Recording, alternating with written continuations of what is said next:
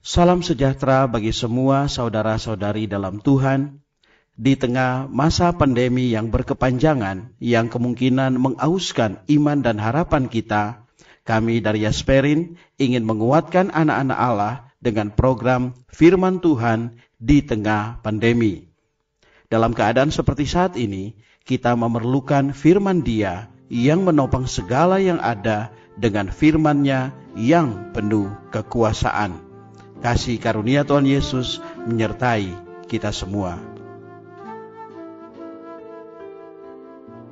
Saudara-saudari yang dikasihi oleh Tuhan Yesus Kristus, selamat bertemu kembali dalam program Arus Hayat Voice. Dalam kesempatan ini saya akan menyampaikan firman Tuhan dengan judul Keterangkatan Para Pemenang dan Peringatan Istri Lot. Pembacaan Alkitab kali ini diambil dari Injil Lukas pasal 17 ayat yang ke-30 sampai yang ke-32. Demikianlah halnya kelak pada hari di mana anak manusia menyatakan dirinya. Barang siapa pada hari itu sedang di peranginan di atas rumah, dan barang-barangnya ada di dalam rumah, janganlah ia turun untuk mengambilnya. Dan demikian juga dengan orang yang sedang di ladang, janganlah ia kembali. Ingatlah akan istri Lot.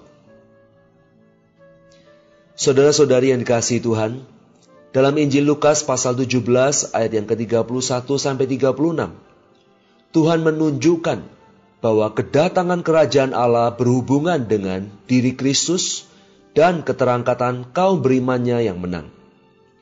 Ini berarti keterangkatan kaum beriman merupakan bagian dari kerajaan Allah. Sebenarnya keterangkatan juga adalah diri Tuhan Yesus itu sendiri. Bila kita tidak memiliki Kristus yang cukup di dalam diri kita, kita tidak mungkin akan terangkat. Keterangkatan yang di dalamnya kita akan mengambil bagian, sesungguhnya adalah diri Kristus sendiri. Bila kita memiliki Kristus di dalam kita sampai pada suatu tingkat yang cukup, kita akan terangkat. Kita dapat membandingkan diri kita dengan sebuah balon dan Kristus yang berhuni dengan helium yang memenuhi balon itu.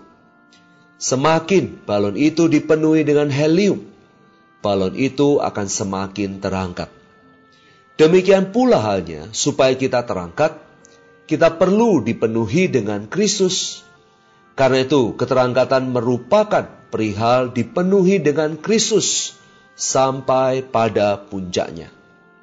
Menjelang waktu keterangkatan, helium surgawi itu, yaitu Kristus yang berhuni di dalam kita, akan mengangkat kita. Balon yang dipenuhi dengan helium yang surgawi ini. Dalam Injil Lukas pasal 17 ayat 31 sampai 32, Tuhan menghubungkan peringatan mengenai istri Lot dan sikap para pemenang yang tidak mengasihi atau memperhatikan hal-hal materi.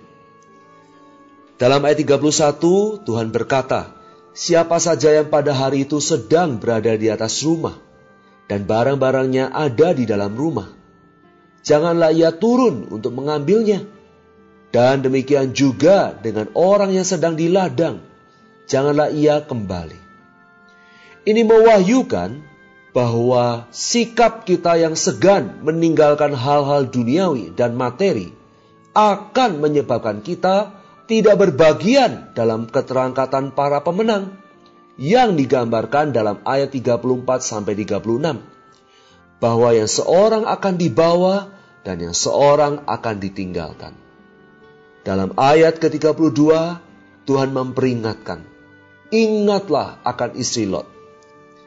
Istri Lot menjadi tiang garam karena dia menoleh ke Sodom, seakan-akan hatinya segan meninggalkannya.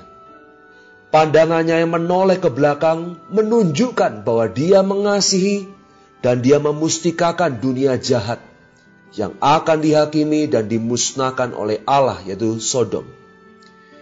Ini menjadi suatu peringatan yang serius kepada kita orang Kristen, agar kita jangan mengasihi dunia ini. Istri Lot diselamatkan dari Sodom oleh para malaikat. Tetapi hatinya masih berada di dalam kota yang jahat itu. Waktu malaikat-malaikat itu membawa Lot dan istrinya, mereka berkata, "Larilah, selamatkanlah nyawamu. Janganlah menoleh ke belakang dan janganlah berhenti dimanapun juga di lembah Yordan. Larilah ke pegunungan supaya engkau jangan mati lenyap." Lot dan istrinya diperintahkan untuk lari ke depan dan jangan menoleh ke belakang. Sodom benar-benar berada di bawah penghukuman Allah dan akan dimusnahkan. Mereka harus melupakannya. Namun, istri Lot tidak dapat melupakan kota Sodom. Ia masih ingin menoleh ke belakang ke kota itu. Maka ia segera menjadi tiang garam. Peringatan mengenai istri Lot berhubungan dengan peringatan mengenai garam yang menjadi tawar dalam Injil Lukas pasal 14 ayat 34-35. Bila kita menjajarkan Lukas pasal 14 ayat 34-35 dengan Lukas pasal 17 ayat 32, kita akan melihat bahwa seorang milik Tuhan dapat menjadi garam yang tawar. Bahkan menjadi sebuah tiang garam yang tawar. Kita dapat mengatakan bahwa istri Lot memiliki garam, tetapi garamnya telah kehilangan rasanya. Sungguh ini adalah hal yang memalukan.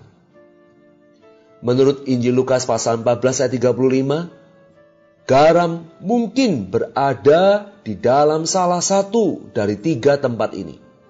Yang pertama tanah, yang kedua pupuk dan atau tempat lain, bukan di dalam tanah atau pupuk.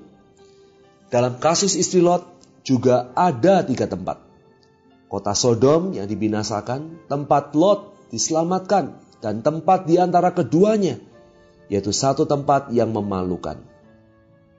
Tempat istri Lot tetap tinggal di sana sebagai tiang garam. Ini bukanlah tempat bagi orang-orang yang diselamatkan, maupun tempat bagi orang-orang yang dibinasakan, melainkan satu tempat yang memalukan. Jika kita mengasihi Tuhan dan diperingatkan oleh kasus istri Lot, maka kita tidak akan memperhatikan benda-benda materi atau meletakkan hati kita kepadanya. Kita bukan memelihara hayat jiwa kita dengan mengasihi benda-benda materi hari ini yang ditawarkan oleh dunia. Segala kemudahan, kenikmatan, fasilitas di dalam dunia ini, melainkan kita akan rindu, kita akan berdoa untuk dipenuhi dengan Kristus sebagai helium yang surgawi. Kemudian pada kedatangan Tuhan, kita akan bangkit dalam keterangkatan. Semoga Tuhan memenuhi kita setiap hari dengan roh-Nya, sehingga kita mengasihinya melebihi segala benda-benda materi di dalam dunia ini. Mari kita sama-sama berdoa. Tuhan Yesus, hari-hari kedatangan-Mu sudah semakin dekat.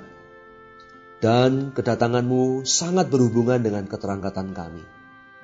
Tuhan, peringati kami melalui firman saat ini, supaya kami jangan mengulang sejarah istri Lot yang mengasihi benda-benda materi di dalam dunia yang jahat ini.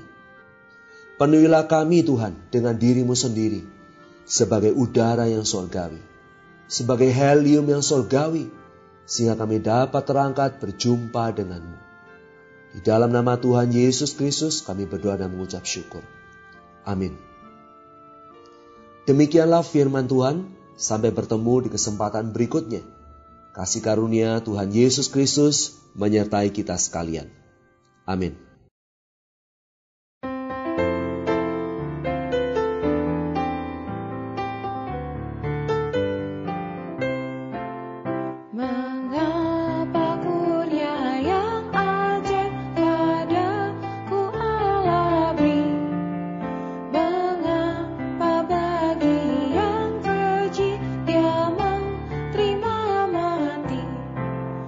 Hanya ku tahu yang ku percaya.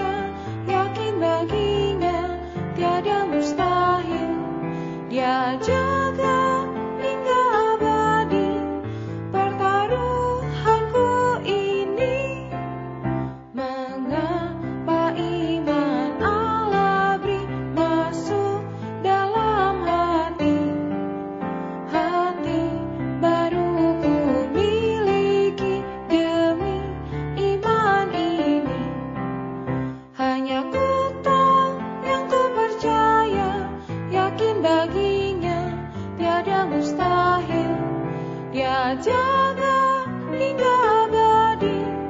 Pertaruhanku ini, mengapa Roh Kudus kini selalu memimpin, agar Yesus yang penuh kasih beraja di hati.